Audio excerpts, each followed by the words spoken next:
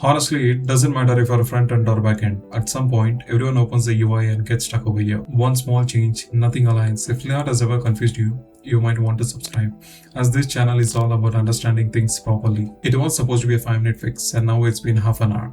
You try margin auto, something moves, and something else breaks.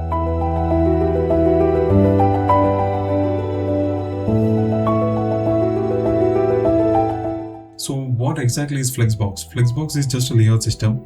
Its job is simple: arrange items in one direction and manage the space between them. Most confusion happens when we jump straight to properties. So let's understand how Flexbox actually starts.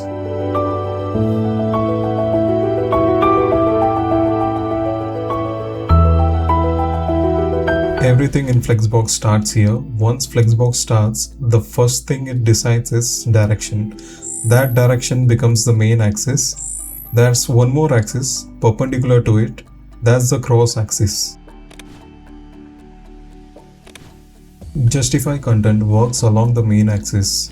It distributes the space. Similarly, align items works along the cross axis, where this is the default.